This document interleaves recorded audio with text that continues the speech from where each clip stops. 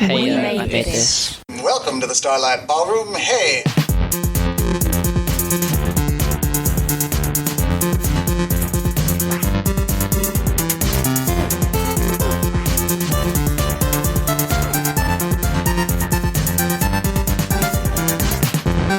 Hello and welcome to Shipwrecked and Comatose, the podcast about Red Dwarf on the We Made This Podcast network. My name is Mark Adams and I am your host for this episode. It is one of 9 episodes in 9 days. Anyway, with me at this time is Carl Bryan. Hello, Carl. It never ends, the Smegazine. Apart from in 9 issues' time, then it does. Oh, yeah. Also, it's Colin. That was Colin. Hello, Colin. Hello. You all right? Yeah, I'm good. Yeah, we're doing the Smegazines again. It's been way over a year since we did the Smegazines. It's almost as if I kind of didn't want to edit 9 fucking episodes to be released in 9 days. We could have done the American TV thing of just bang them all out in one go at the end of the year. Yeah. And we're probably going to do what we did last time and take months and months to get these recorded and forget what we've said in previous episodes and say the same thing at least 3 times in the run. Works for me. Yeah, I was slightly concerned because this is the one I was like, this is the one that I remember reading as a kid in person, and I stopped and thought, have I said that before? You probably have. Yeah. I think you said it was the start of Volume 2 that you started. Yeah, I definitely had this one. Yeah, because I remember the comic strips vividly. Yeah, so I'd stopped a few issues ago. As if you remember from last time, the man from the post office told me it wasn't suitable for my 11-year-old reading habits. Because scantily clad Arnold Rimmer. It was the Rimmer on the sex issue. Yeah. Which is fair. Yeah. Let's just take a moment to picture that, shall we? So yes, we're looking at Volume 2, Issue 1, and there were 9 issues in the Volume 2 run, and we did think about splitting it into 5 and 4, but you two said no, let's do 9. Yeah. I hate you. Yeah. And this was May 93 on the cover, which means it was released in April, and it was £1.50.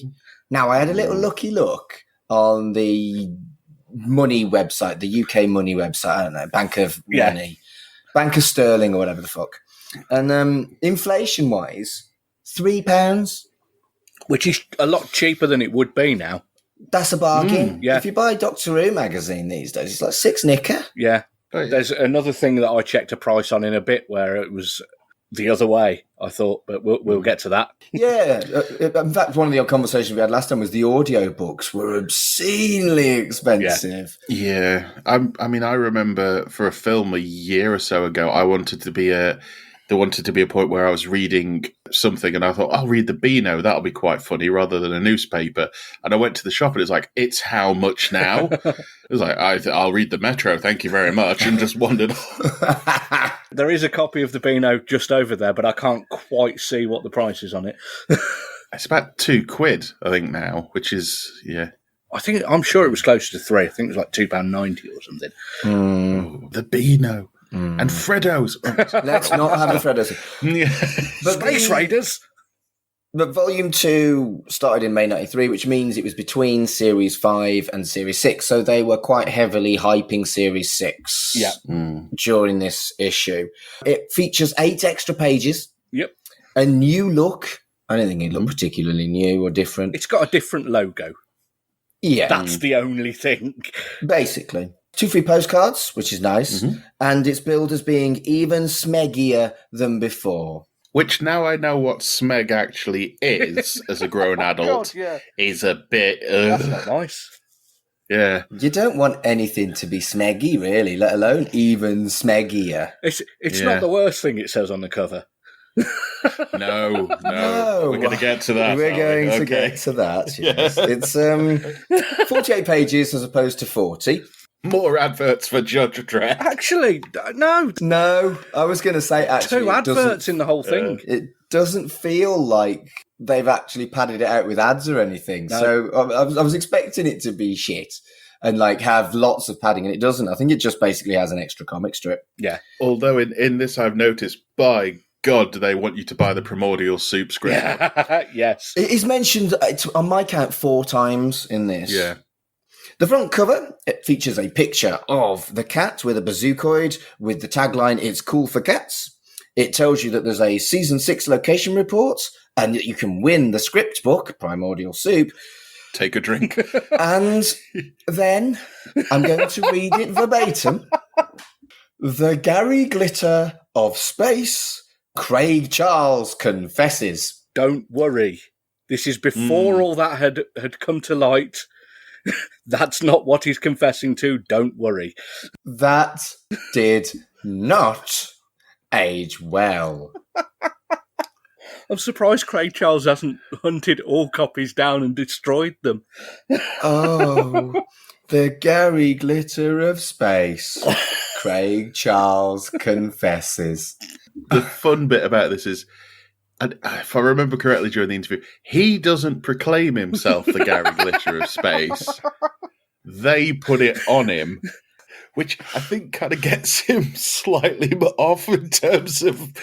Yeah. Oh, dear. Gary Glitter of space. We'll come to that in the Craig Charles interview, but I think it's very important that we explain that he didn't fuck kids. No. That's not what that is about. It's just unfortunate phrasing. Moving on. Yeah. I wonder if anybody's took this to him at a convention on, can you sign this for me? And he's seen it and remembered and gone, oh no. Oh no. I'm not signing that. What are you doing? I've got a feeling on what he's about to do. He's going to ring Craig Charles. Hi, Craig. Oh, doesn't look like you can buy the issue on its own on eBay currently. Oh, dear. Are you going to try and get Craig Charles to sign this? You can buy the whole of Volume 2, issues 1 to 9, for £70 or best offer. I'm not going to. 70 quid. I almost feel like saying that's not bad if it comes with all the stuff that was on the covers. I don't think it does. Well, it's actually worth mentioning that, we have accessed this through the archive and we can share that on social media so people don't have to pay £70. Oh, let's do that. I have found it for 20 quid. Oh, and for 14 quid. No, it is on here. At least you weren't searching Gary Glitter of space. No, I thankfully didn't. And I found it, as I scroll further, I found it for a tenner. If I find it less than that, I might be tempted. Wow. Flash forward to 6 months where there's a picture of Colin with a disturbed-looking Craig Charles and just arm round him, big smile. We want Craig Charles to like us. Holding a Smegazine. I mean, the ship sailed, the shit I've said about Norman Lovett, but we want Craig Charles to like us. Anyway. I really want Robert Llewellyn to like us. I want them all to like us. And I even want Norman Lovett to like us. I just think he's a bit of a dick. Arse. He's still he's better than David Ross. Well, yeah, He can fuck right off. Yeah, he can. And we don't want David Ross. Shit Crichton. Yeah. I'd quite like John Lenihan. Original toaster. Oh, no, he's not. He's second. No, he's original toaster. Yeah, then it Not was... to be confused with Graham Linehan. Yeah, we don't want him. Yeah. No, because he's a transphobic cunt. He is. We've derailed. Let me get on with it. We do that. So that was the cover. That was the cover. Right, so it opens with The Boys from the Dwarf, which is kind of like a strange-ass introduction to Volume 2. And it gives you like a rundown of the background of major events in the last 5 series of Red Dwarf, with some vague opinions as well. It's not very good. It's completely unnecessary, and I didn't like it. It's weird because it's like, are they talking to us? Are we Lister? It's this weird thing. Yeah, it says, okay, so your name is Dave Lister and it's your birthday. The question is, how do you celebrate without ending up as the last human being alive? It goes all over the shop, and you kind of think they're like, they've gone to someone and gone, right, can you just write a weird little recap because it's Volume 2, just in case nobody read Volume 1? But if you read in the Red Dwarf Smegazine, I can imagine there's not that many people who, unless you say you give it to your little brother after you've read it and they've never heard of Red Dwarf. Or something. Who the fuck is this for? Because nobody unfamiliar with Red Dwarf was buying this at this point. Red Dwarf Series 5 ended in March 1992, so that's over a year earlier, and Series 6 wasn't on air until October of 93. Yeah. So by this point, it's not that somebody's watched their first ever episode and then bought the Smegazine, which is exactly what I did the year earlier. I bought the Smegazine literally probably within a month of watching the series for the first time ever. But while it's not particularly on the air, that's very unlikely to be the case. Yeah. Yeah. Odd. I mean, it's something we've come across in previous issues as well, the tone switches weirdly. Yeah. This made me start doing a tally to see if I got to 8 of wasted pages. So that's 2 out of 8. Yep. You are naughty, but I'm looking forward to the results of this. But it really doesn't feel like it's got anything new. It really does just feel it's got a few extra pages. Yeah. Yeah. Next up is the Smegatorial, which, love that pun. Love me a pun. That was very punny. Smegatorial. And it's kind of like a paragraph about what's in the issue rather than a contents page. I'd have preferred a contents page. Almost like an editorial. Yes, but I'd have preferred a contents page. Yeah. No, some editorials, though, express opinions on what's going on in the world of whatever their magazine's about, though, where this is just like, we've got a new issue, there's this in it. Yeah, Kerrang used to generally be like that. You know, they used to have Hail Tharg. Oh, no, that's 2008. Yeah, I don't think it's Phil Alexander and Tharg didn't often get interchangeable. But yeah, there used to be a bit in Kerrang where it was a little word from the editor, and it was usually about what had happened. And then this issue's created with the following stimulants, and it was normally what they drunk in the pub that week. This episode, we're kind of lucky in terms of recording this episode because, just mentioning Kerrang, I live quite close to where the Download Festival is.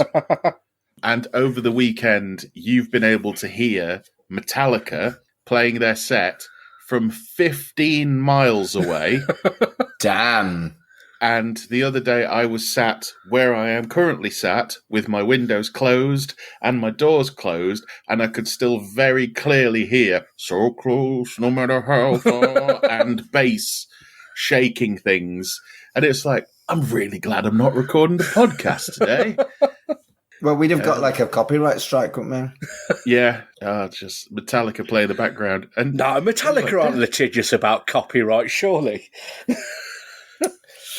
The thing I've laughed about as well is they've left the country now, and literally today, I'm presuming they've left the country. Massive thunderstorm, and I'm talking like huge, loud, crashing waves of thunder.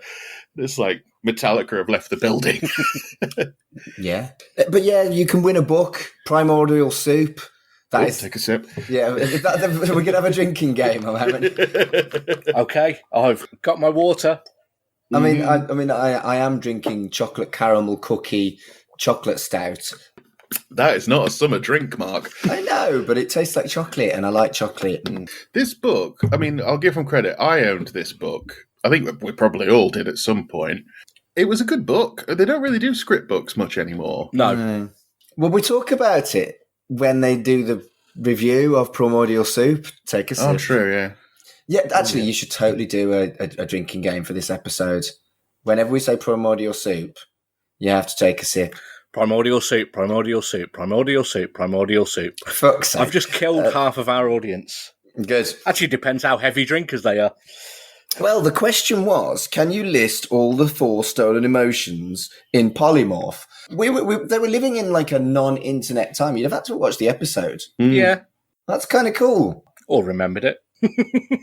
Rememberings for like clever people, though, innit? I do like the rules. I say I don't know if you like, as I've got it in front of me here, but the rules of the employees of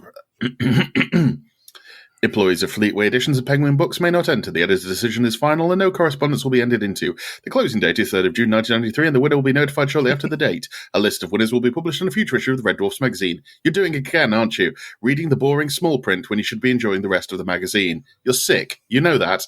Just remind me not to get stuck in a conversation with you in the party. Okay? Brilliant. I hadn't read that until then. No, I didn't know that. Yeah.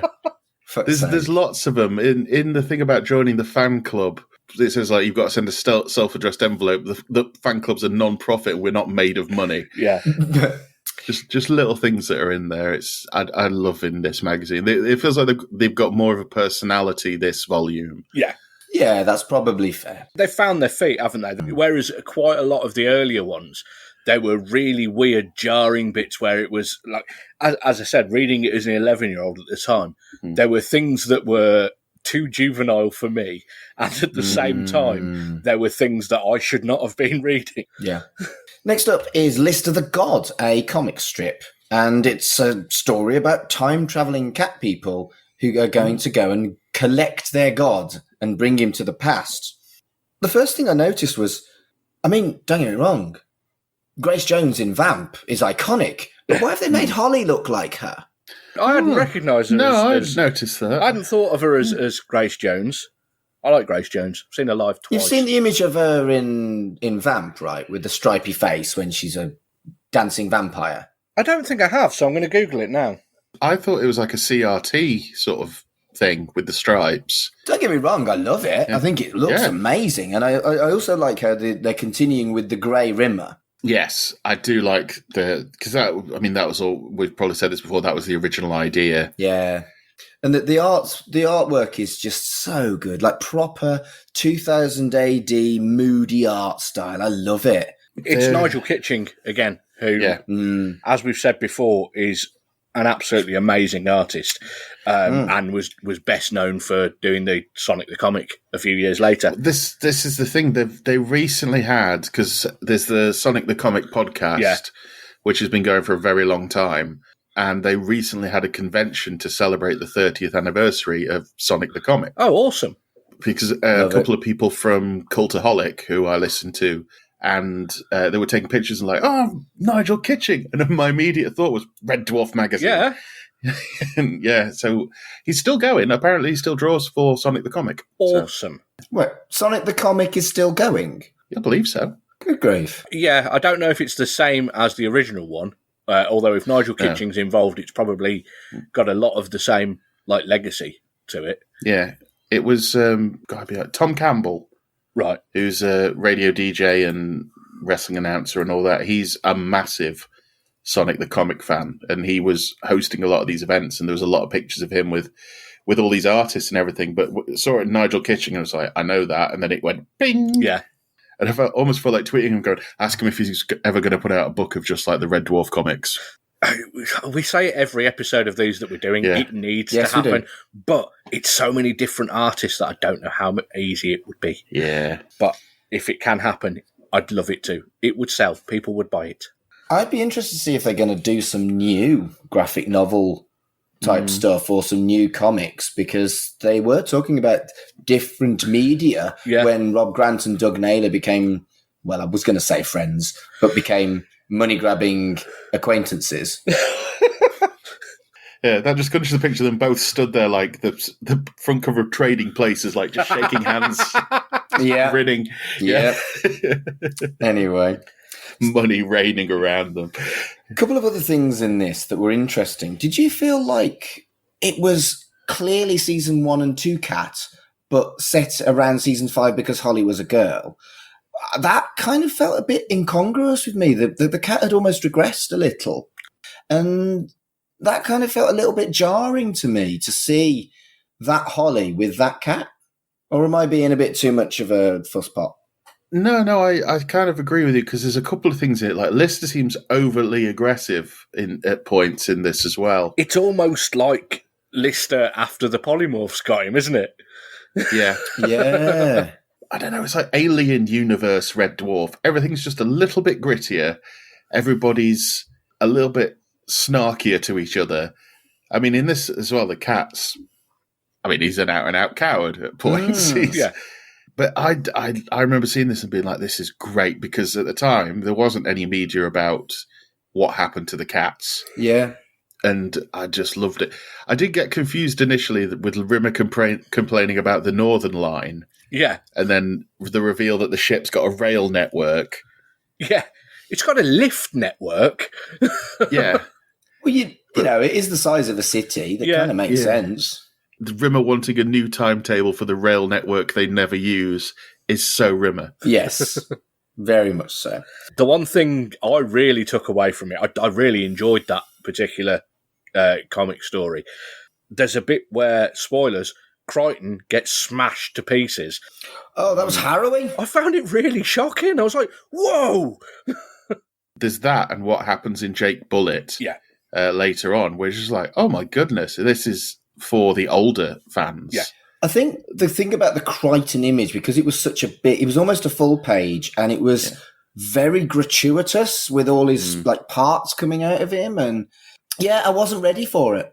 Yeah, it's Red Dwarf 2000 AD, isn't it? Exactly. Yeah, definitely. It's in that. You could put this in an episode in an issue of 2000 AD, and it would not feel out of place. Yeah. That'd be a cool way of getting more Red Dwarf comic strips if they could come up with a deal with 2000 AD.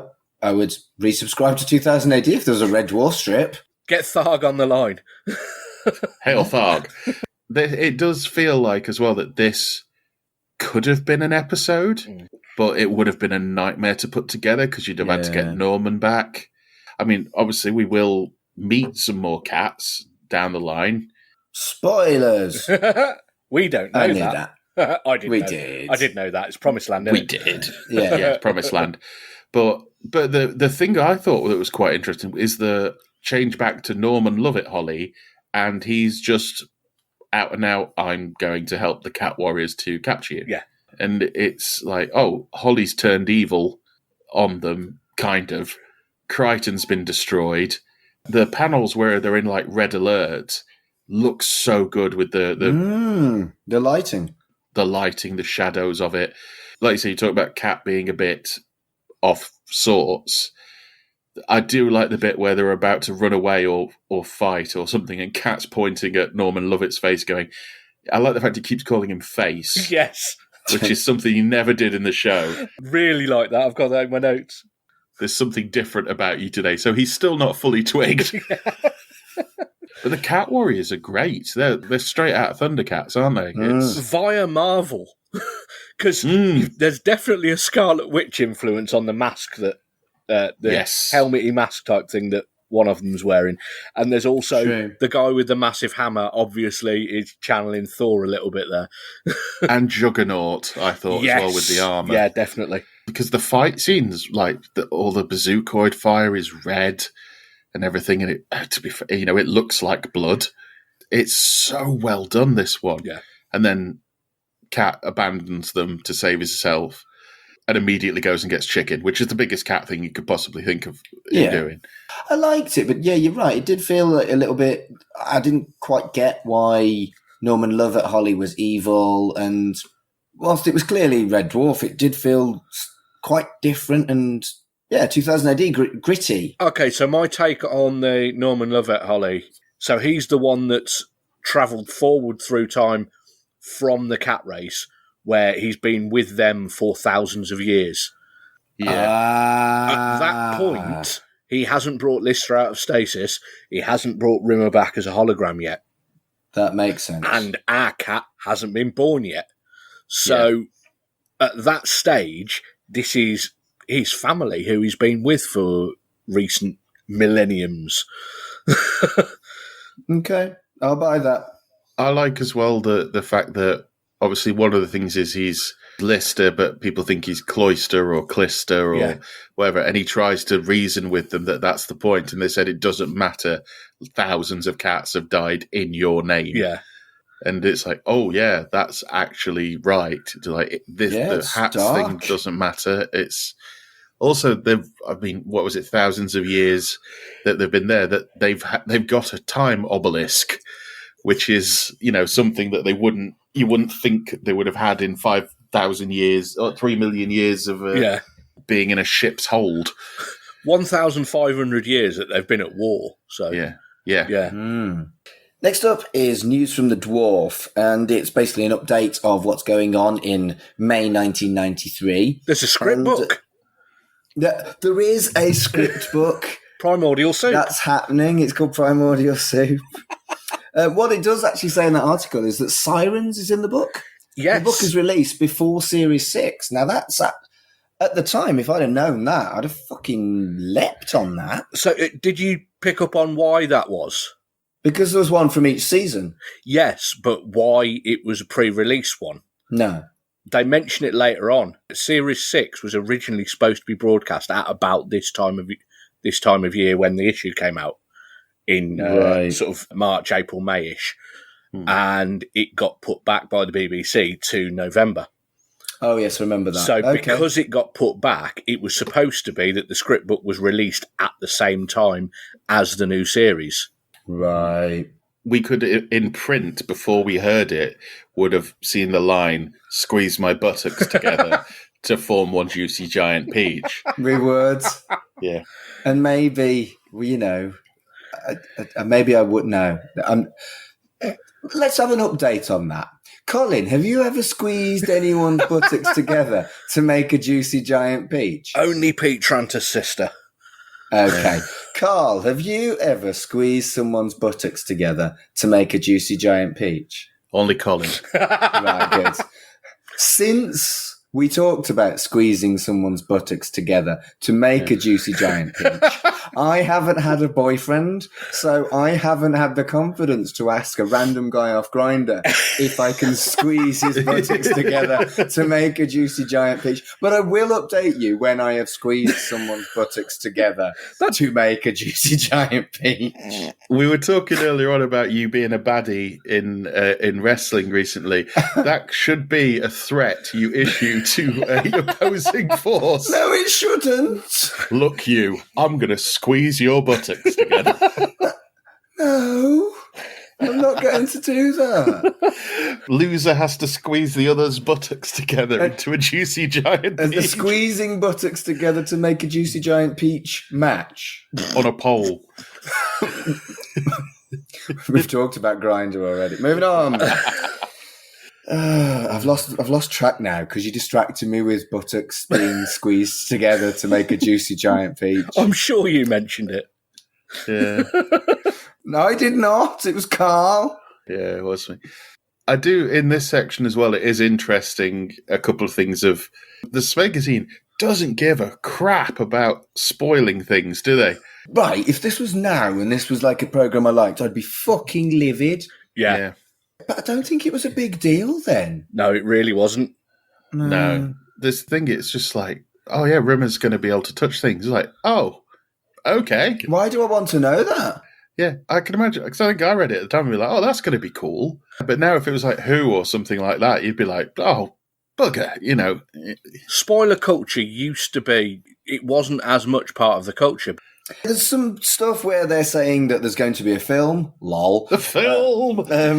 And there's going to be a new book written by both of the writers. Lol. There's some things here that are just like, oh, these are things that we need to either have a look to see if anything became of them, or yes, like, Craig Charles's album. I don't think that happened. No, I don't. And him indoors, I don't think that happened. No. Well, I think that I remember the Def 2 slot, and that used to be like a culture show thing but they would put on like one-off things. And if it did happen, I can imagine we can't find it. No. But the thing I'm quite interested in finding is Chris Barry reading Jack Anori. I'm pretty sure it's lost. Bugger.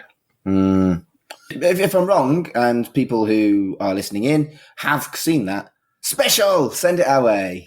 To the Tatverse. To the verse of Tat. So yeah, I've just checked Discogs, and there was never a Craig Charles album until he put out loads of Craig Charles Trunk of Funk compilations.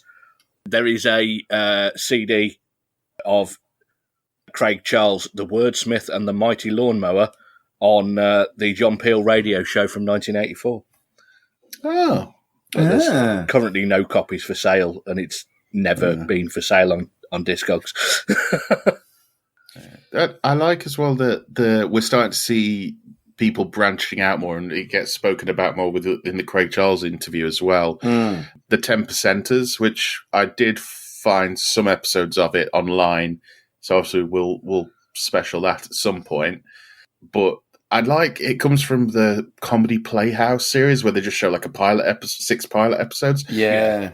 I love those concepts, and because sometimes you just get really good ones that don't get made. They don't really do it much anymore. No. I think that's a great idea. Yeah. It always reminded me of sort of like the comic strip, that kind of thing. Where although obviously with the comic strip it's the same people, just different stories each time. The nearest thing to it, really, at the moment is the Christmas crackers that Sky do every year, where it's just like a series of one-offs. That's probably the closest thing to it now. Maybe they should do it again. Definitely. Next up is behind the scenes of Red Dwarf 6, and holy fuckity fuck biscuit spoilerific. Interestingly, though, it turns out that the cast still only know rumours about some of the stuff that's going to happen later in the series.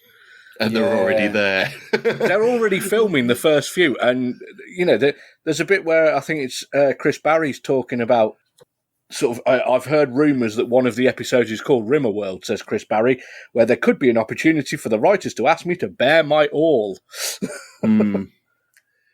Yeah, it's odd, isn't it? Because they even say like, oh yeah, we've only got the scripts for the first 3, but there's still parts of the first 3 that are being redone.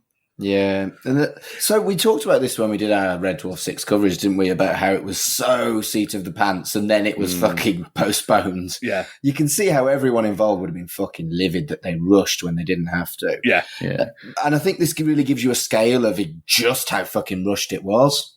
Yeah, I mean, we talked about where in the last episode of 6, they're talking and then the screen disappears and new dialogue is being typed on as they're going and all this. And it almost feels like it wouldn't have been this bad if it wasn't for Rob and Doug. Yes. Yes. But I did feel like this was more about the plot of some of the episodes than actual behind-the-scenes stuff and technical stuff. And I'd have found that more interesting if it had been about how we did this, how we planned it. And I feel like behind-the-scenes before the TV show airs is a poor choice, to be honest with you. Yeah. I think they're, obviously, with it being put back, they know they've got to fill up. What was this? April, May, June, July, August, September, October. They've got to fill up 7 or 8 issues. That's nearly the entire run of what the Smegazine has left. And they've got to fill that before Series 6 airs. And you wonder if that's why it got cancelled in the end. It could be. They were running out of steam. We were originally hoping to cover this in between Series 5 and 6. But the 3 of us just got so fucking busy. And life. Yeah, it's a shame. That would have fitted chronologically better, but, you know, we're 3 blokes with, in some cases, multiple jobs who do this for fun and don't get paid, so fuck off. I don't think anyone's that bothered. No. To be fair, the reason why we're doing this is because we did a poll. I was mortified when Smegazines came as that's what people want to hear the most of. I was like, really? Fuck. We knew we were going to do it at some point. It was always the plan. Yeah, but I wanted to do dumb shit. They're still getting everything, I think, that's in that poll. It's just this is happening first, isn't it? True. I can't wait for the full cast reading of Pink Dwarf. That's going to be great fun. I was convinced that Pink Dwarf was a film, not a book. I'm a bit disappointed. I'm waiting for sort of Kurt as Rimmer and Matt as Lister, just the sheer sexual tension that's going to be in that one. We've been threatening about doing Pink Dwarf for so long. Next up was an advert for Red Dwarf merch. Which of the T-shirts do you want the most? Well, I had 2 of them.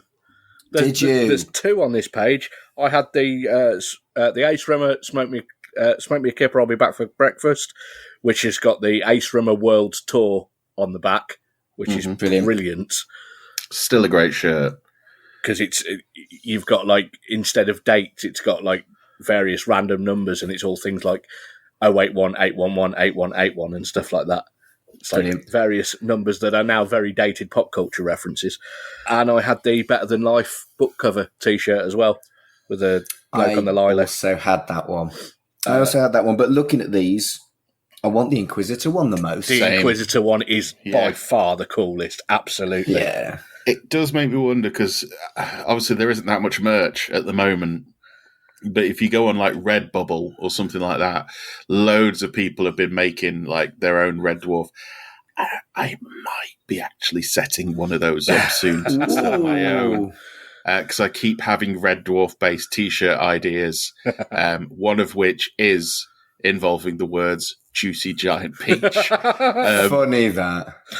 And if I do make one, the first thing I'm going to do is send one to you, Mark. Then I think you should definitely start this business venture. Yeah, but yeah, the Inquisitor one's just great. I've got a feeling, I can't remember whether it was just wishful thinking or I'm sure I had the Smeghead T-shirt, because I remember asking my mum if I could have the "Let's get out there and twat it." Yeah. Because I didn't know what that meant. Yeah. And they were like, "No, you can't." Yeah, I also did that. I was told, no, you are not allowed that. I also wasn't allowed the Smeghead one. No. I remember the "Let's Get Out There and Twat It" T-shirts. I remember I was never going to ask my mum and dad whether I could have that T-shirt, but there was a kid that had it, and I fucking hated him because his parents were cool. Well, it was the only one with Lister on it, so that was the reason for getting it, and I just didn't know. Now, thinking of the things that I probably wear the most, I'd love a Red Dwarf beanie. Yeah. Because I wear beanies all the time, so a Red Dwarf beanie would be fantastic. Yeah, I mean, I'm a bit more subtle in what I wear these days, only a bit. But I quite like just the black one with the little Red Dwarf logo in the top left. I thought that was I quite like understated geekery, like stuff that not everyone would immediately spot. Yeah. So I quite like that one too. Do you know what's really good in that kind of vein is the London Jets T-shirt. Yes. Yeah. It looks great, and it, people will just go and go, oh, it's, just some pattern, some sports team or whatever. But if Red Dwarf people walk past, it'll be like, nice. Yeah. Yeah. That was the T-shirt that when me and Mark were in the museum in Manchester, and I was playing the Red Dwarf theme tune on this like pipes that you whack with a table tennis bat, and this bloke walked past, and he was wearing a London Jets T-shirt. Nice. Somebody had one on when we had the Who convention at my work, and that was like, no. Thing is though, as well, in those conventions, if you go up to someone like, nice shirt, man, like high five or fist bump or whatever, the Who conventions do tend to bring in the people who are terrified of somebody going for a high five or a fist bump. Well, the bloke that came up to us in the Museum of Science and Industry was a bloke called James at Night Chiseler on Twitter. If you want to follow a fellow Red Dwarf fan, there you go. That's a good name, Night, as in like hammer and chisel, Night Chisel. Yeah. That's a good name. In it. The jacket. There is a. We've had the conversation about the arms. But have we had a conversation about the cost? The shirts are reasonably priced. Go on. The shirts are all reasonably priced. They're like £9 each. The jacket is 10 times that. It is 90 quid, which, if you convert it for how much that is now, £234.57. Jeepers. Yeah. Is that for the one with the leather arms? That's the one with the leather arms, yeah. Right. The thing is, if it's one of those things where if you owned one, I'd never wear it for fear of anything happening to it. Later on in the issue, there is an advert for Terminator 2 action figures. Yes. And an advert for the Judge Dredd magazine telling you that in the next 3 issues, there's 3 new free gifts, one with each issue. I love the 90s tradition of 18-rated film, toys. Yep. Yeah. Ridiculous. RoboCop, Terminator. Oh, dear. So, of the 3 Terminator toys, which one would you have gone for?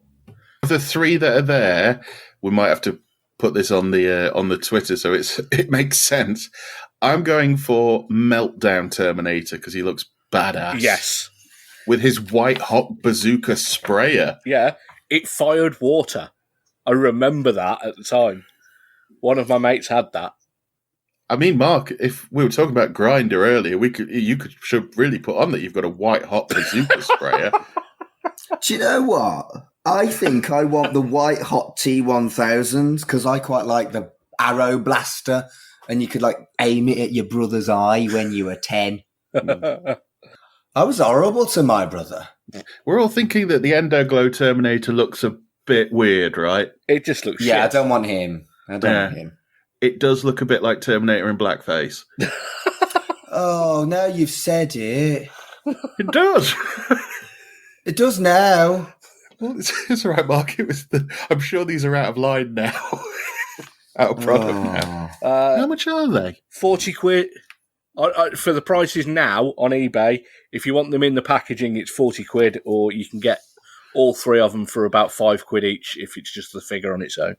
I mean, in the second-hand like retro toy market, that's actually not too bad. Yeah. You're right, Mark. As the words white hot bazooka sprayer just taking you out of the game there for a second. Next up is the Craig Charles interview, and it explains the leader of the gang reference on the front cover. Yep. Thank God. That he is the leader of the gang, the posse, the Red Dwarf crew.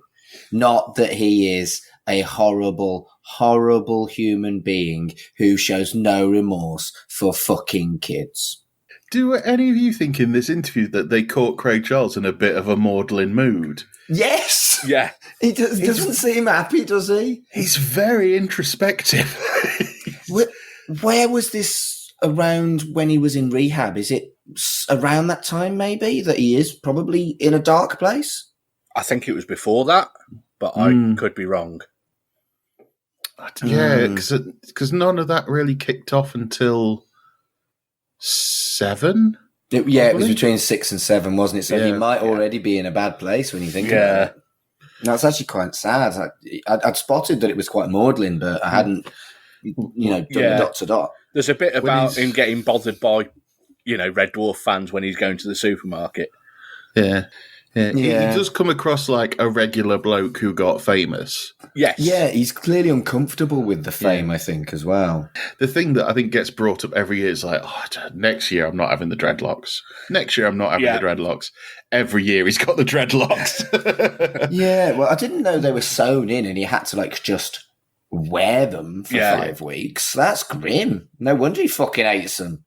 I remember distinctly in one of the books, it might even be the A4 coffee table book, there's a picture of him cutting them off. Yeah. And the blurb underneath the photo is, you can't hear it, but what Craig is saying is thank fuck for that. But I think it's 6 where the dreads get smaller. They just become almost rat-taily a little bit, and they're not as big as they used to be. There's definitely in one series they're a lot smaller. Yeah, you get the feeling that that's when Craig Charles hit his limit, and he's like, "No, not big ones anymore." Well, yeah, he's mentioned with the fact that they're sewn onto the back of his head, basically, that it's really uncomfortable for him to sleep. Which you'd never have thought of that at all as being an issue that he'd have. No, I mean. We are 3 bald men. It is a fair point. If you sewed dreadlocks into my head, that would be fucking painful. Have to super glue them instead. And strange looking, too. Yeah. They look like the keyboard player for some random sort of Eastern European new metal band. I was thinking someone like Jesus Jones. Yeah. Well, it was Carter, the Unstoppable Sex Machine, that had the bit at the front, wasn't it? Yeah. It's this is the thing is, my beard at the moment is quite bushy, and I will twirl the underneath around my fingers, and I will forget about it. And when I look in the mirror, I've got the two prongs, and it's like, that's right, Cold Chamber will never die. Getting back to this though, it is interesting him talking about Lister as a character. And how he's evolved, and how it's really tied into his own thing of now he can act. And how the thing that never really occurred to me, he was pushed out there at quite an early age with no experience making his mistakes in front of millions of people. Yeah. It's like, bloody hell he was. Yeah, he was interesting. 21 when he got the role. which is incredibly young. You are basically still a teenager. Yeah. Essentially, yeah. I did laugh at the point where they said, Craig is probably best well known for his other work, like Cyberzone. A wooga. Yeah. It's like, that's right, people. Everyone remembers the 10 series of Cyberzone. The fact that Cyberzone is lost media is probably for the best. Yeah. Until somebody brings it back. Yeah. But the thing I kind of picked out was that they've all kind of grown richer together, and they've all. But his idea of riches, we've all got cars. It's like, fucking hell. It's not that rich, is it? It's that almost very British kind of self-deprecating, almost self-loathing thing of, we're so much richer now. I've got a car. Danny John Jules has got a unicycle as well that you mentioned. Yes. I can imagine he had that before the money. Part of me would like to think he had that before the money. Now I can afford 4 wheels. Yeah. My mate at school had a unicycle. I had to go and I fell on my face. Oh, ouch. It wasn't great. I didn't have a second go. A lad I know, he decided to just to challenge himself to make that his main mode of transportation rather than a bike. And he did. And he was in uni. In Scotland, he was at uni riding around on a unicycle on a daily basis. And I was like, how did he not get face caved in? In the 90s, just riding around on a unicycle in Glasgow. It's like, mind you, I suppose it's brave. It's brave, yeah. Yeah. Right. If I was a Glaswegian and there was a bloke who was on a fucking unicycle, I would assume he was the hardest motherfucker because he was a Glaswegian on a unicycle. Oh, he's not Glaswegian, my mate. Yeah, but he wasn't talking. No, but he looks like Adrian Mole. Okay, I probably wouldn't assume Adrian Mole was tough. But if you're out there, Joe, good on you. Do you know what? I've never seen the Adrian Mole TV series, so I've only read the books.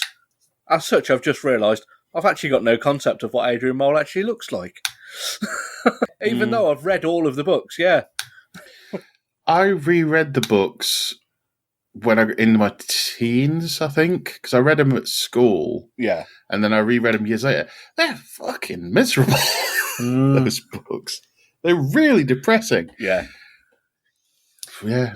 As he gets older as well, it just becomes more and more miserable. Yeah, it's really odd. It's almost like she's Sue Townsend is just trying to punish him. She gives him cancer in his 30s. He gets cancer. Fucking hell! Yeah, everyone leaves him, and he gets cancer. It's like bloody hell. And isn't he a Conservative MP at one point? No, or is that his wife. Pandora. He doesn't marry Pandora. Why are we talking about this?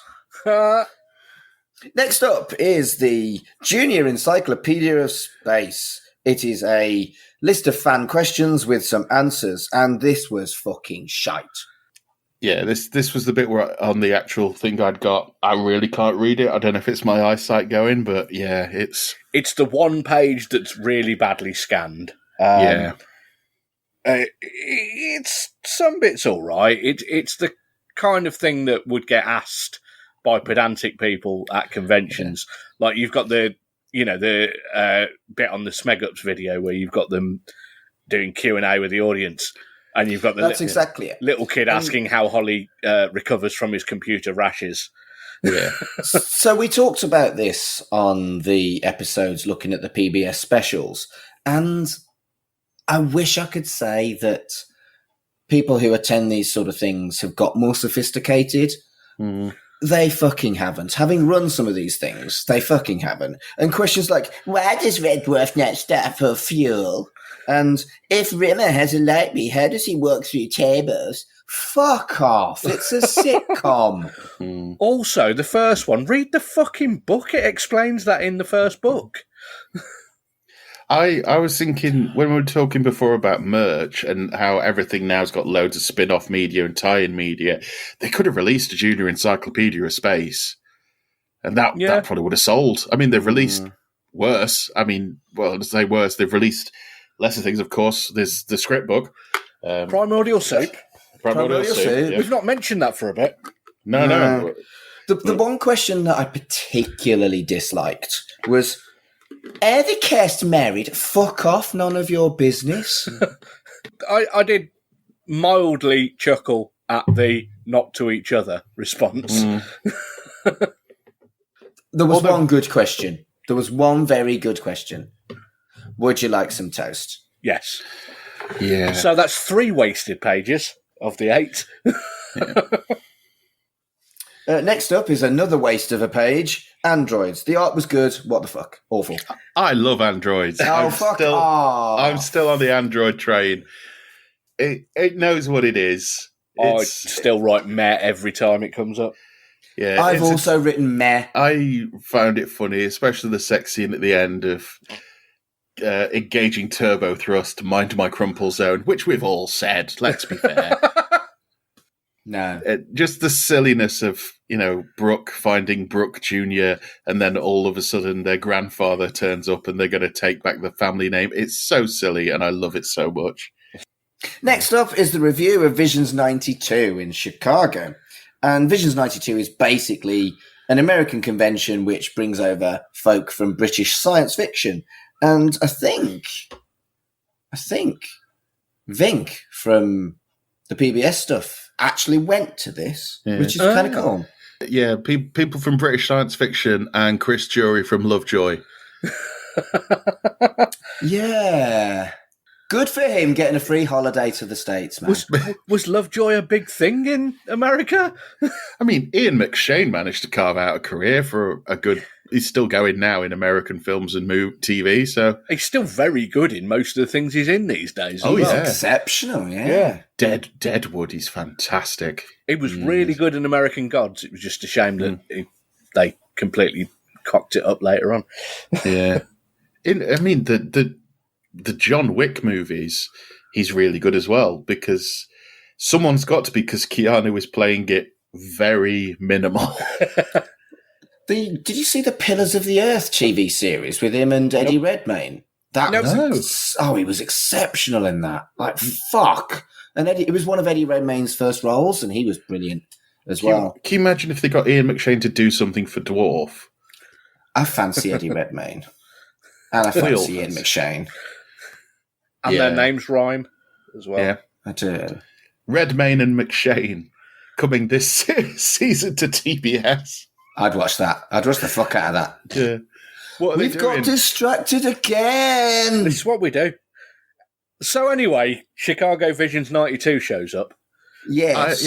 I like the fact that when they were talking about this, it was like, devoted mainly as a British media con, Doctor Who, Blake 7, which wouldn't have been that far out away from ending with the...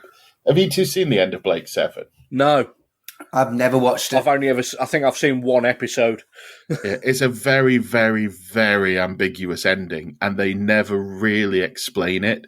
Right. Even in like the Big Finish stuff, they do it to like times that before the end. But the other one is Robin of Sherwood. Yeah. I loved Robin of Sherwood. I was going to say, Mark's a big fan. I loved it. I did an episode of Writing the Childhood on that. I know. You did. It was a really good episode. It made me want to watch some Robin of Sherwood. I bought the DVD and watched it all, and Fraser didn't.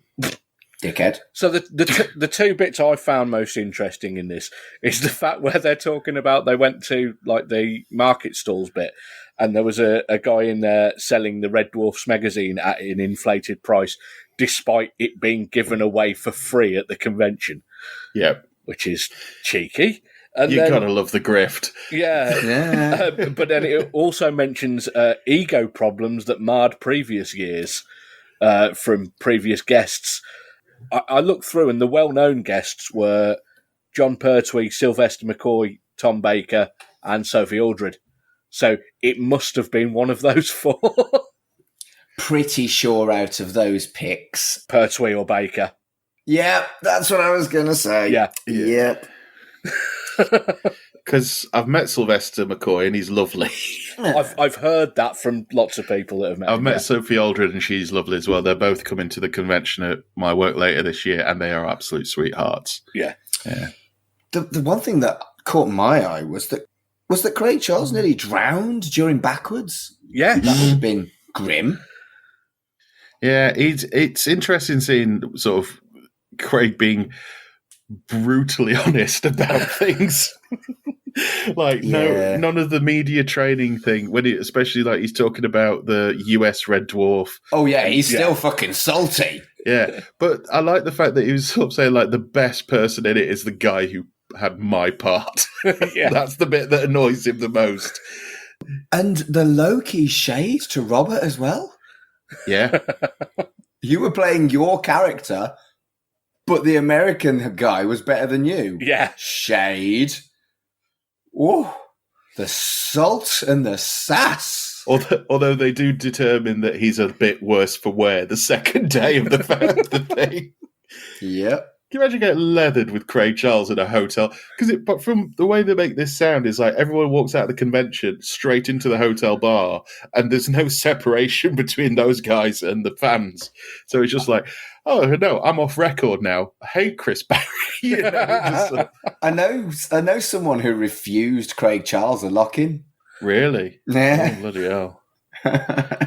But the thing that I was interested in here is they were talking about like they had a 24-hour media room, and you could watch things like it was said there. You could watch the Red Dwarf pilot, which they gave to Robert Llewellyn to give to them to show. Yeah, which just shows how 90s that is. It's like, oh, Bobby, just take the VHS over with you. Yeah, Amazing.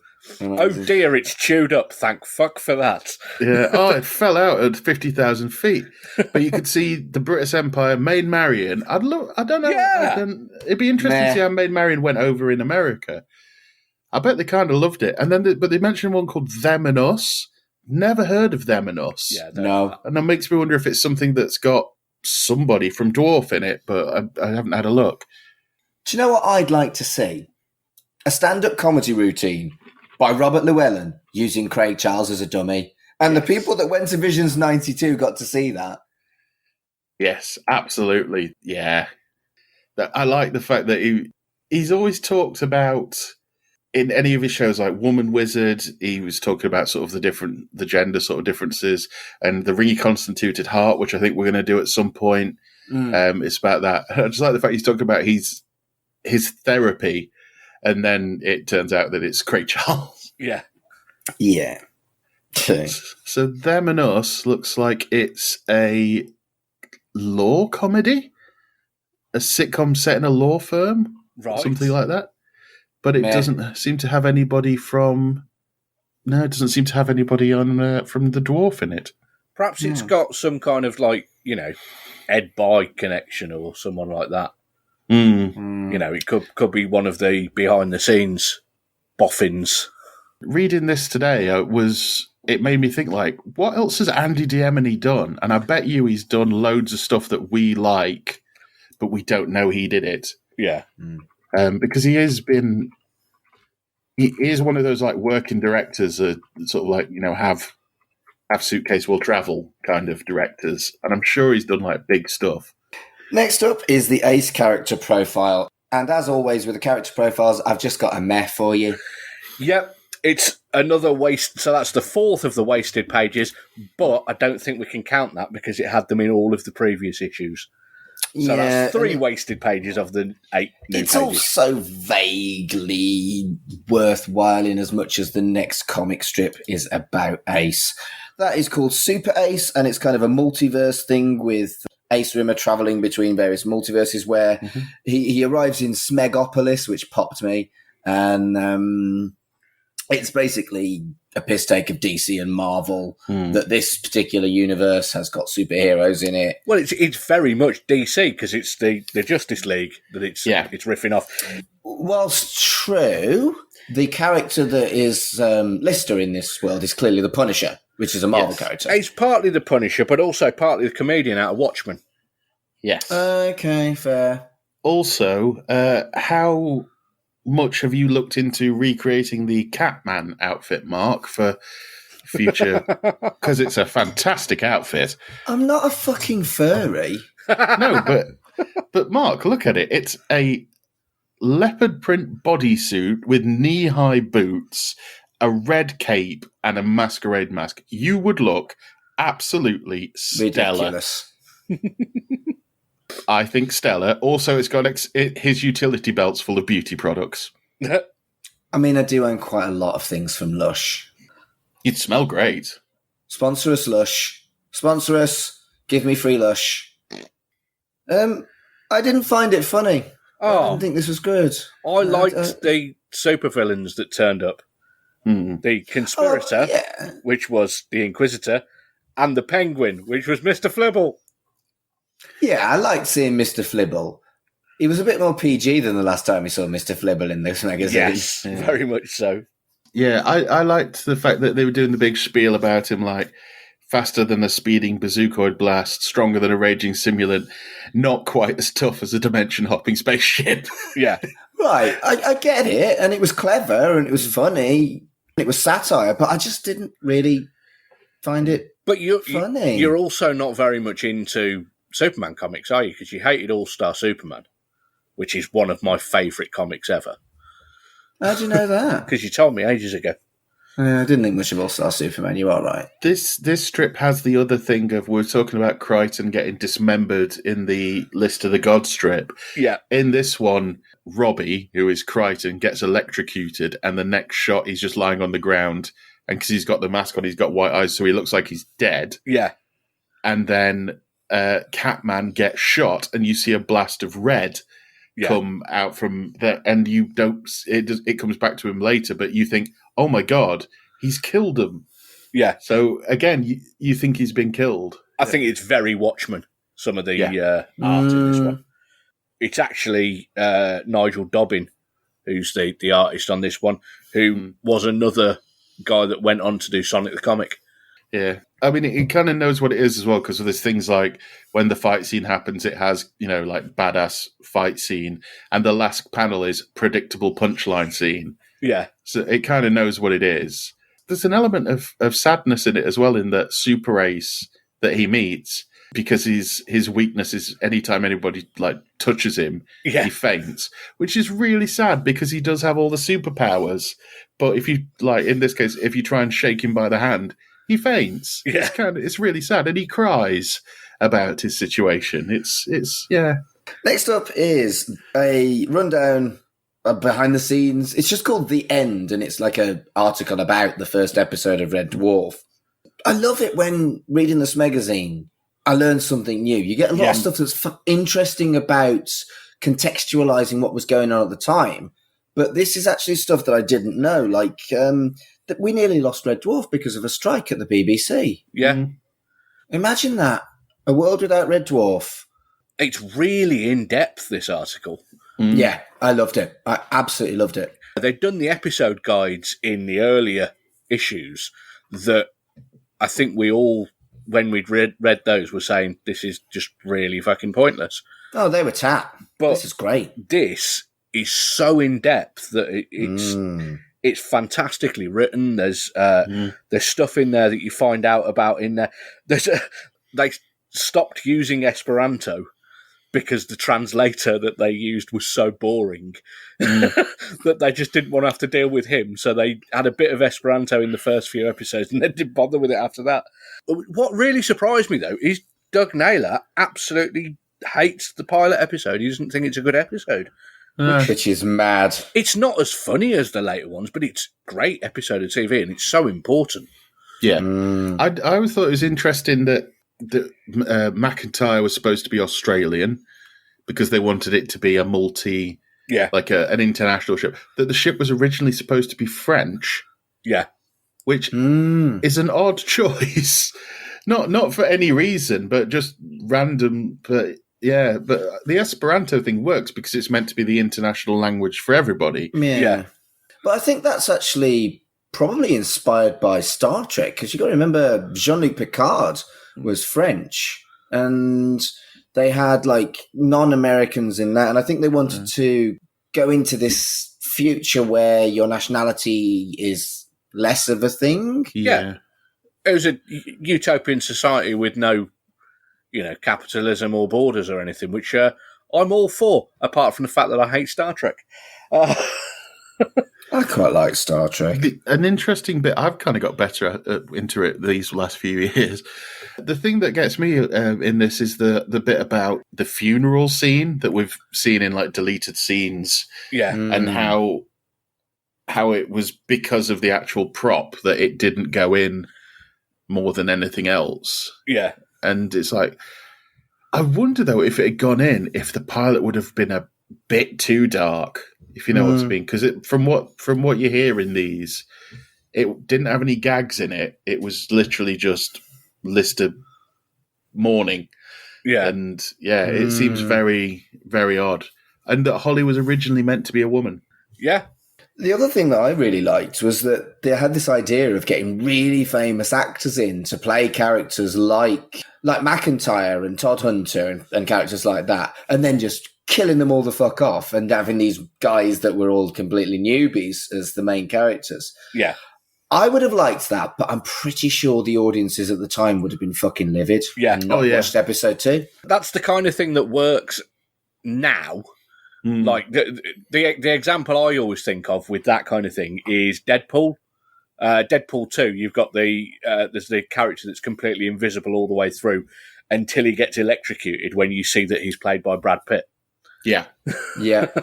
I mean, that's quite an extreme one, but you've got stuff like the first truly shocking moment in Game of Thrones was, how in the hell are we going to get Sean Bean out of this? Oh, we didn't. Yeah.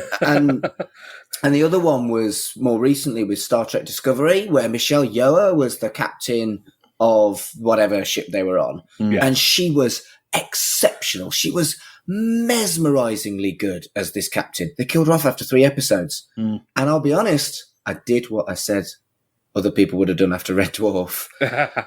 I fucked it off because the main character was fundamentally unlikable and they killed off the one that I liked. Yeah. I know later on in this issue of the Smegazine, they mentioned Survivors. When they remade Survivors in the mid 2000s, it had a lot of people from Doctor Who in it. It's like Freema Agyeman, Sean, and then in the first episode, I think definitely Freema Agyeman gets killed because of the disease. They just, they don't make it, and they establish them as characters and everything, and they just get wiped out from the disease. And it's like, cool, but they had like other stars that were sticking around. Yeah. But I just like the idea that it was going to be like Ronnie Barker and Mel Smith. Yes. I'd have watched that show. What a pairing.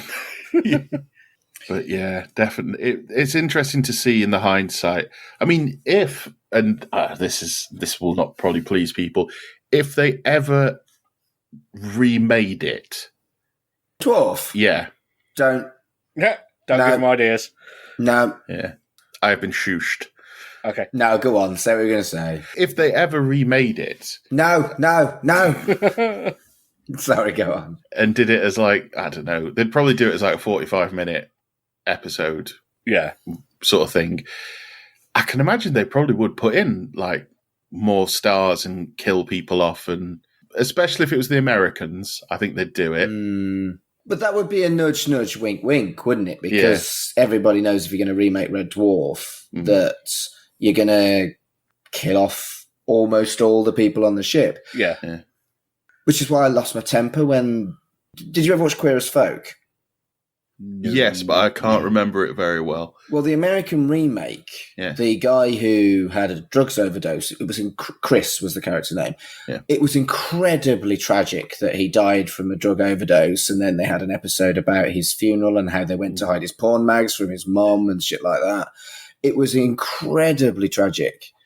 But they copped out in the American remake, and the character survived and was in 4 fucking seasons. Yeah. That really fucks me off. Kill him! It doesn't have the same impact, does it? Having a drug overdose and surviving. No. For another 4 seasons now.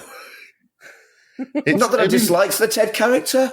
I just wish they hadn't kind of replaced Chris with Ted and then copped out and been a bit of a pussy. Yeah, it's odd. I mean, they could have just done, you either do a straight adaptation or you do the Office thing of it's based off of the British one, but we're going to go our own way with it.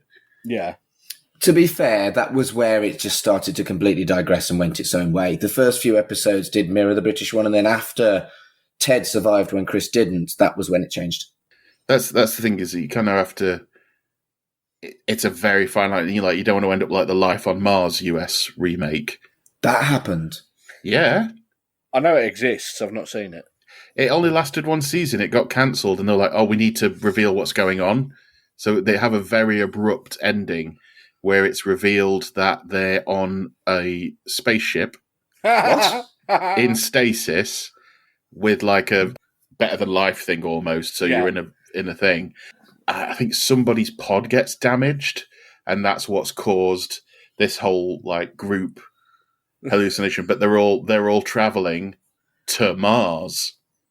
That's shite. See what they did there. And yeah, that's the thing. When you say that shite, the reaction was just like, "What the fuck?" Just like, this is awful. You know? Are you guys aware of the final episode of Biker Grove? Yes. Because you told us. Excellent. The thing that bothered me recently about Life on Mars was they were going to do a third one, and it was going to be called Lazarus, and they've had to cancel that. I would have liked to have seen that. I think that would have been really good. It would have been interesting to see how they would have done it. Because John Sims notoriously like, I'm not going to sign up for any old bollocks. And apparently he was on it. He was like, yeah, absolutely, let's do this. But yeah, there's just the idea of maybe it was them in like the Labyrinth world. John Sim riding the little dog with the hat. If I was going to choose from the songs, Life on Mars, Ashes to Ashes, or Lazarus, I'd go with Lazarus. Yeah. Black Star's an amazing album. Oh, Black Star is one of the most exceptional pieces of human artwork of all time, but it is also one of the bleakest, most heartbreaking things I've ever had to endure. Yeah. It's an incredible piece of work. Yeah, absolutely. I mean, talking about endings of series, the ending of Ashes to Ashes, I mean, the ending of Life on Mars was good. It was really good. But the ending of Ashes to Ashes, where they explain everything, like, it could have so easily been complete bollocks, but the way that the actors played it out, like, and I'd like to think this had happened if they ever did an ending for Red Dwarf, because of the way the actors carried it, it didn't matter that it was almost complete bollocks. There's been a thing, I think, recently in media in that you really need to tie up the loose end. Like, I've noticed it with Harrison Ford. He went back to Star Wars, tied that up. He went back to Blade Runner, essentially tied that up. He's doing Indiana Jones 5 because God knows he didn't want to end it on Crystal Skull. I think after he's done this, I think he's down to do a Marvel film, but I think he's actually going to retire. Right. And I think he wants to tie up his big three characters. He's playing Thunderbolt Ross because the actor who played Thunderbolt Ross died. Yeah. Which I think is just an excuse for him to just do some big mustache work. I mean, yeah. Is the money good? Who cares? How big's the tash? Yeah. So anyway, Primordial Soup shows up. It does. Oh, it does. Anyway, read any good books lately? It's a pun. Red as in the colour. R-E-D, not R-E-A-D. Read any good books lately? It's a pun. But it's not a great article, is it? No. It's all right. There was one very interesting thing I thought in it. They reviewed Primordial Soup. They did. That wasn't what I was going to say that was very interesting. Jane Killick reviews the Red Dwarf Programme Guide, written by Chris Howarth and Steve Lyons, who also are two of the main feature writers for the Red Dwarf Smegazine, and absolutely fucking pans it. Yeah, I made that note too, and I howled with laughter that the sass, but also kind of it feels legit. If she's like absolutely smacking around her mates, then that's a legit review, isn't it? It means that the Red Dwarf Smegazine has got fucking integrity. Yeah. Because you'd expect that a book written by two of its main contributors, who I think they were the two who were in the early issues, it was only them, and then they brought Jane Killick in, if I remember correctly, and then built up a few more writers. For her to essentially sacrifice their work, it shows that there's not a, editorial strong hand saying you've got to fucking do this. My podcast through with this month's issue, quite often you'll find that the bands that are on the CDs that we talk about have got quite good reviews in the magazines, whether their album's any good or not. Interesting. And it's because, they've put them on the cover. They've got to give them a goodish review. Games magazines used to have that a lot, especially in the 90s. It was like, this game's great. And and then you look back and go, oh, they gave you some money, didn't they? They really did. Yeah. Rise of the Robots. Oh, Are you sure? That was a big example. I remember watching a video about it. That was a big example of being like, yeah, man, 95%. And it's like, even then you could tell it was shite. Yeah. Yeah, it's, oh dear. The thing that gets me is I have a very, very, and I'm sure it's going to be one of the issues we're going to do on this show, is seeing this page where they reviewed Mostly Harmless, the 5th Hitchhiker's book. And I went out and got it, not thinking to read the 4 previous. And I was only, 11? And getting halfway through and it's like, this is bollocks. Because I hadn't read any of the previous books. Yeah. Luckily, my dad is a very big Hitchhiker's Guide to the Galaxy fan, so he handed me the first one first of all. Looking at this, the Armageddon, the musical books look quite good fun. I've read the first one. Yeah. And I'm fairly certain my dad had got They Came in Haters as well. Yeah. There was quite a lot of Robert Rankin books in my house when I was a kid.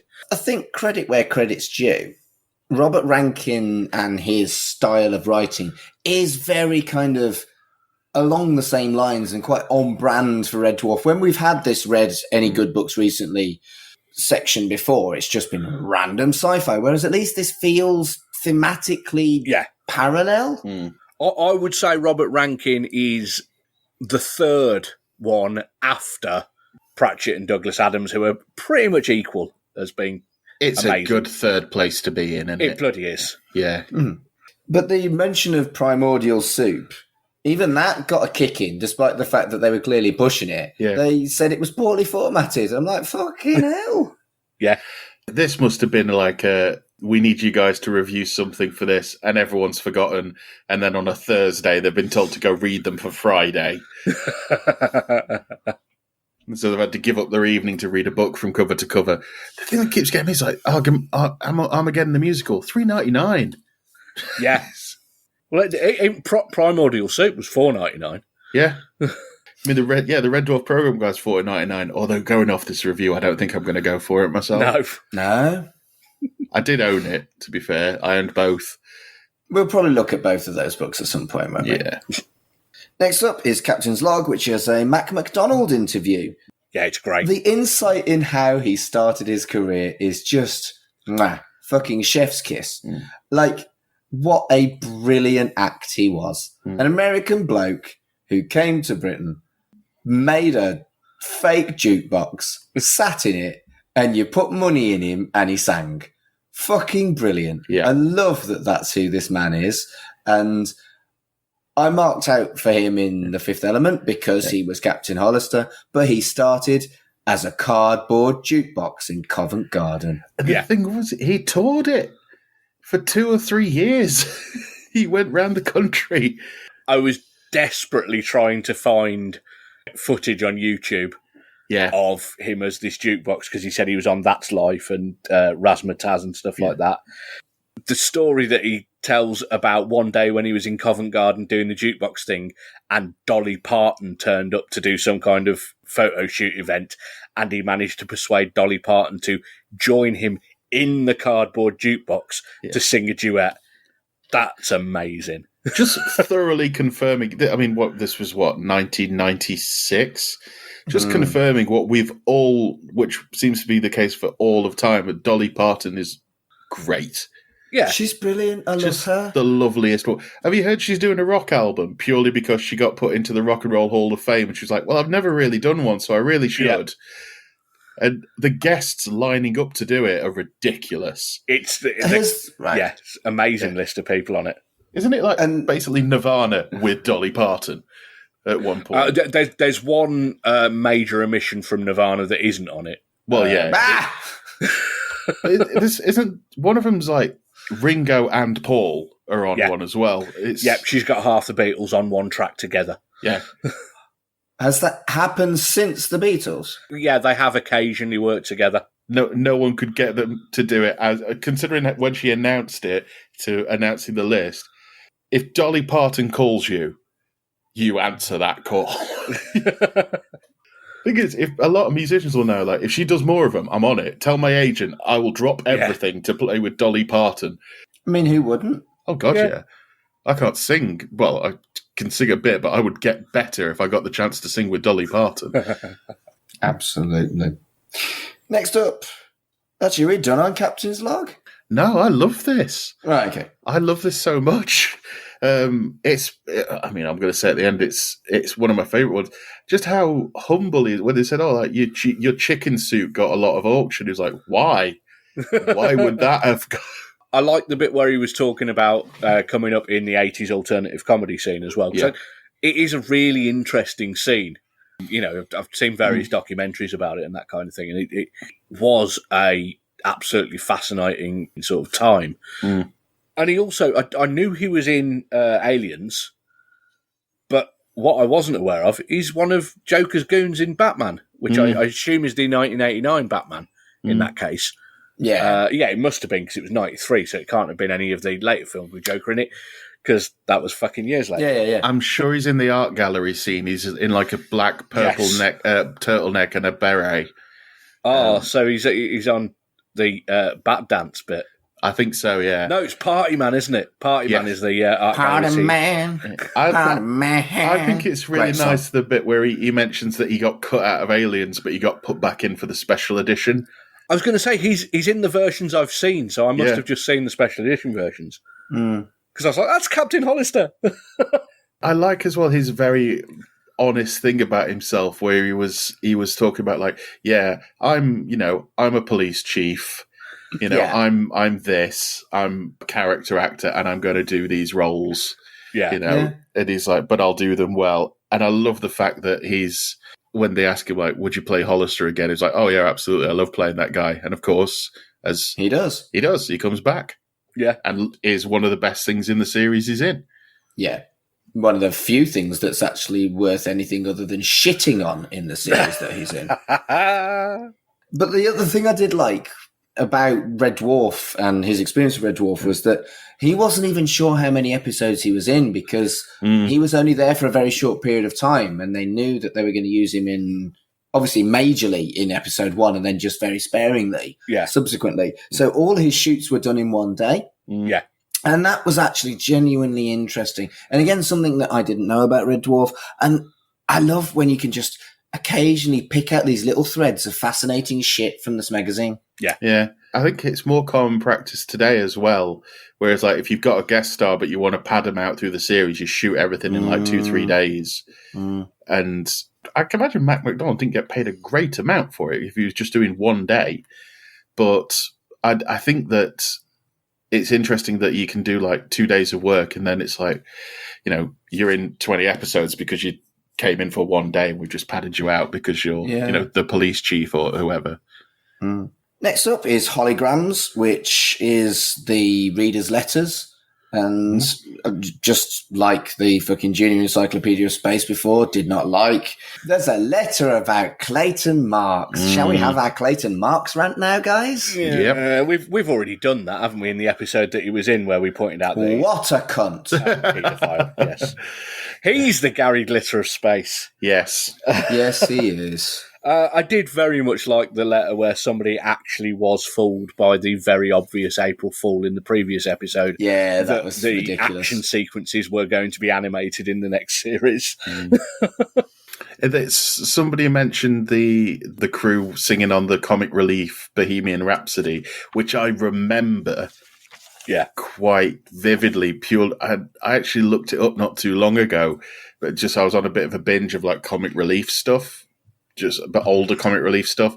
And I remember seeing it because it had like, Chris Evans' big breakfast time, Chris Evans singing the "So You Could Stop Me and Spit in My Eye" bit, and they threw water right in his eyes. Good. Yeah. But the Red Dwarf crew just turn up on it. It's quite weird, but it's really good fun. Someone says that Crichton looks like the Cenobite that is referred to as Pinhead, except by Clive Barker. Yes. And no, he fucking doesn't. Not at all. He's got Not in any way, shape, or fucking form. I mean, he's got 2 arms, 2 legs, and a head. He is humanoid in shape. That's a similarity. Absolute poppycock. I could kind of see their point, but it was No. No. On the same page is what's happening next month, or for us, tomorrow. There's going to be a poster. More postcards. Yes, more postcards. The comic strips will continue and the Jake Bullet one will conclude. There's going to be more news, a feature on time travel in Red Dwarf, and a Claire Grogan interview. Yep. Interesting. The second best Kachansky. I know, right? Do you know what? In all of the Red Dwarf media that we've consumed over the last 2-3 years, there isn't that much of Claire Grogan talking about Red Dwarf. And even in like retrospective, like she's not on any of the DVDs on any of those documentaries either. No. Maybe they just couldn't get her. Well, perhaps we find out what she thinks about it tomorrow when we read that. In it. Next up is another comic strip, Jake Bullet and Dwayne Dibley in the Case of the Cashed-In Contestant Part 6.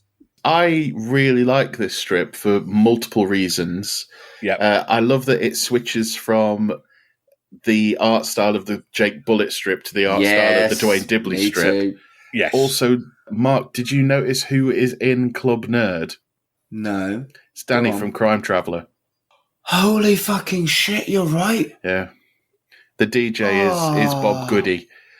Yeah. But it was pre-Danny from Crime Traveller, though, because Crime Traveller hadn't happened. Yeah, it's a good 2-3 years before Crime Traveller. But he's very well known. He was very well known, Bob Goody, and I don't know if we've mentioned it since that recording. He has recently passed away. Yeah, it is sad. I'm not familiar with Bob Goody. What's for anybody else that also is not familiar that hasn't listened to the Crime Traveller episodes because they've not watched Crime Traveller like me? He's basically he was like a very renowned stage actor and writer, and he does pop up in whenever he popped up on TV or film. He always played like the awkward, geeky. And there's a few things he's in where he's like the sidekick of the villain and things like that. And he's always, but into Crime Traveller, he just won. He won mine and Mark's heart because he was just an absolute sweetheart in it. And he was such a lovely performance of what could have been a very 2-dimensional character. And in his later years, he had a hell of a beard, like a really good beard. Yes, I've just found him on IMDb. Yeah. I've seen Flash Gordon. He's in that. Yeah. So the whole Jake Bullet and Dwayne Dibley stuff, they were all one-pagers. Yes. Whereas I actually think I'd much prefer this longer format because even though we were reading them in relatively close succession, I was struggling to remember what had happened in the previous week because not very much had happened, whereas this feels... I just prefer this format. I do, yeah. Yeah, I went back into old issues and I was tempted to take screenshots of the pages and on each one and then put them all together, but I couldn't be asked, so I didn't. So, I mean, if we genuinely think that we'll never, ever get the comic strips, would that be a relatively easy thing that we could do if people wanted them? I could probably do it. Theory, yes. Yeah. It's definitely doable. Could put it all together as a PDF and then put it up on Internet Archive. Yeah.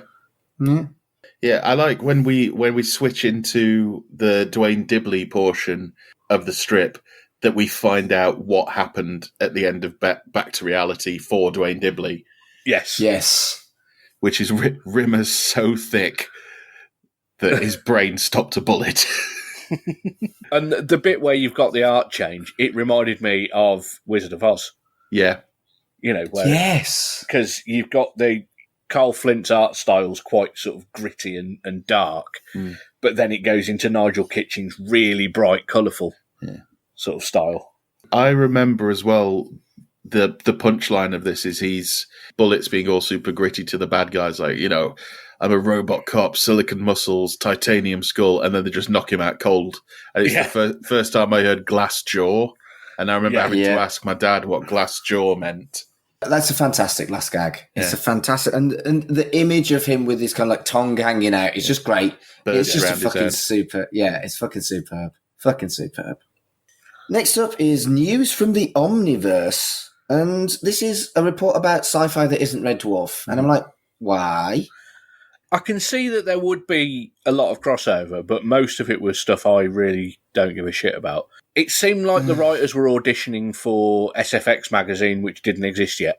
Yeah, true. Wonder how many of them did actually go over to it.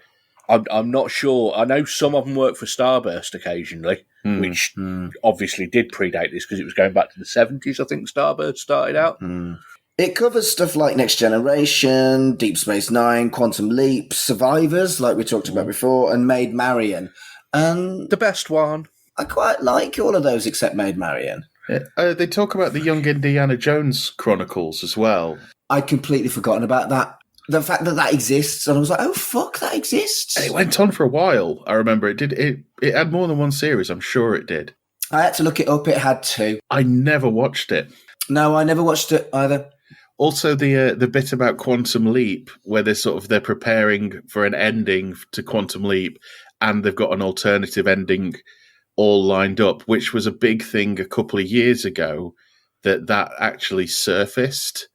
That the alternative Quantum Leap ending surfaced.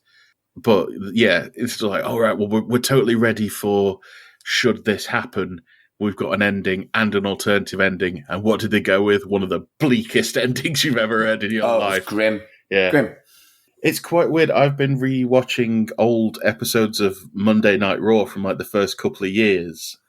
And it's weird to think because they go like, coming up after Raw this week, Quantum Leap. And it's like, oh God, yeah. It's in the early 90s. It's still going on. Apparently the remake's really good. I've not seen it, but I know Latham's seen it, hasn't he? Didn't it get cancelled then?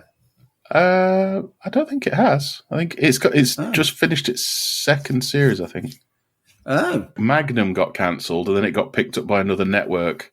It wrapped up and everything, and it was like, cool, we're getting cancelled, let's wrap it all up, and then another network's bought it. So they're like, shit. Wait. They remade Magnum? It's on its 7th season, mate. Not Tom Selleck? Not Tom Selleck, no. Get in the sea. Is Tom Selleck's moustache at least in it? No.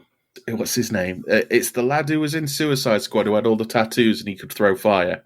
Right, yeah. It's him, his Magnum. He's quite good, but it's not the same. And Higgins is an English woman.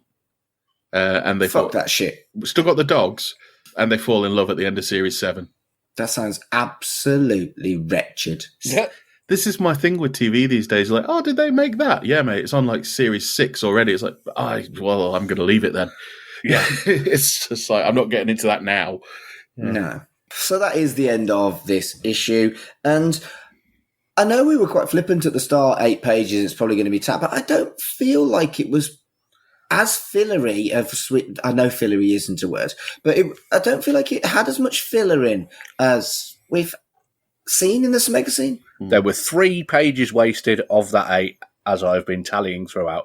So, yeah, 5 pages of good stuff, basically. It's a good issue. Yeah. Yeah, I agree. If you look at it as well, in this one, like, all the comic strips seem to be longer. The Mac McDonald thing's 2 pages, and that's really, really good. Yeah. It does feel like what we're saying, like, even in the things like the episode recap of the end, it's interesting. Yeah. And that's 2 pages.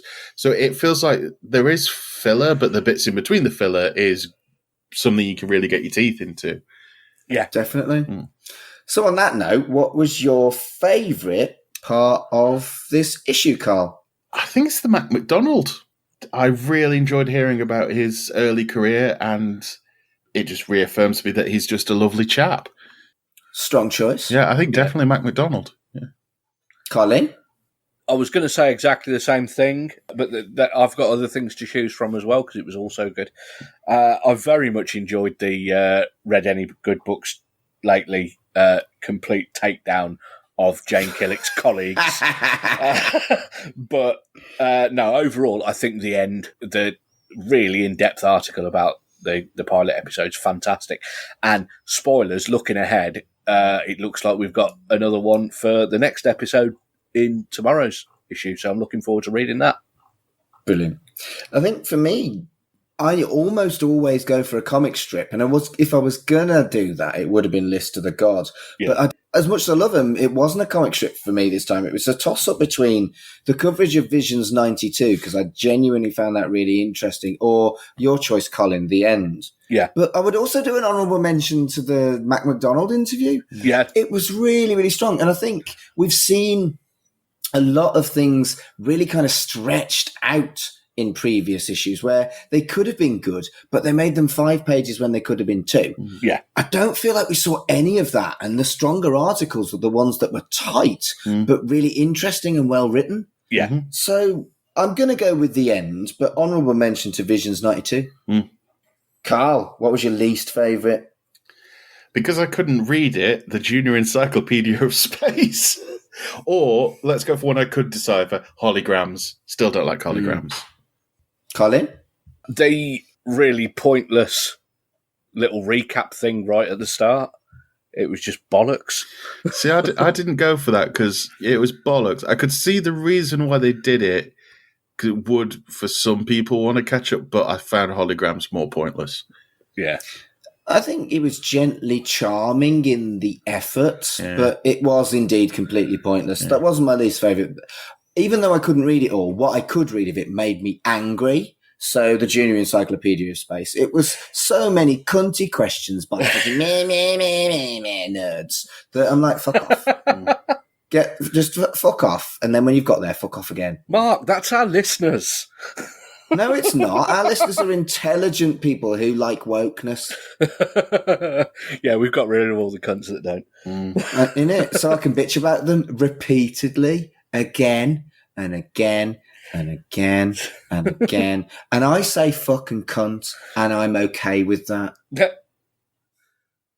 I nearly did an episode where I didn't bitch about people who gave us bad reviews because I say cunt. You hear that, Twitter? Mark says fucking cunt. Ugh. I nearly did it. You did. I nearly managed an entire episode where I didn't bitch about that. And that's your fault, Colin. Yeah, Colin. Yeah, Colin. It's fair.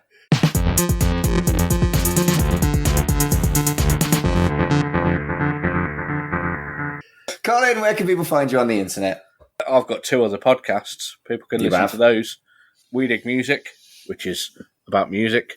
Free with this month's issue, which is also about music, although more specific because it's about old Kerrang CDs, Q CDs, that kind of thing. You can find both of those on the We Made This network, but also on wedigpodcast.com. You can find me on Twitter at MogwaiFearSatan. Carl, where can people find you on the internet? You can find me at allmylinks.com/Mr. Carl. I recently realised that I've been doing this for 15 years. So I'm currently in the process of digging out a lot of my old stuff and editing it and putting it up in some form, either on like the archive or something like that. So I can say I've got like a backlog of work that I can do. Nice. Yeah. If you're looking for me, it's at Mark Adams HC on Twitter and Instagram. I occasionally go, oh, fucking hell, I need to do Instagram. But most of the time I don't. And I'm much better on Twitter, although it is basically full of wrestling and ceremonies shit. I do have another podcast. It's about Chucky, but you already know that because I say it every time. At Chucky Vision on Twitter. He is the best character in Rugrats, so he is. Totally I will cut a bitch. So thank you for listening to Shipwrecked and Comatose, and until next time. Does anybody feel like reading that script book?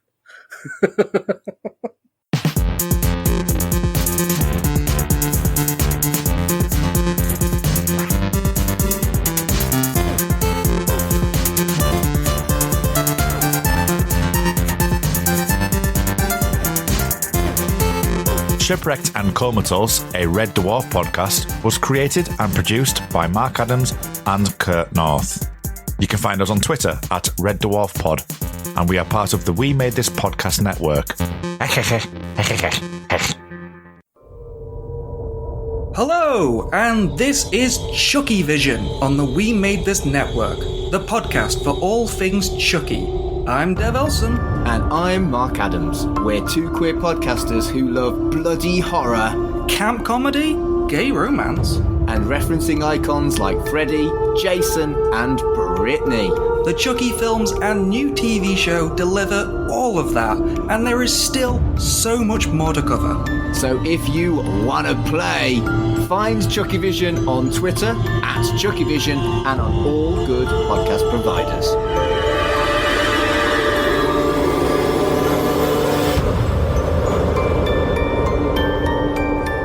And yes, the title is a Chuckle Vision pun.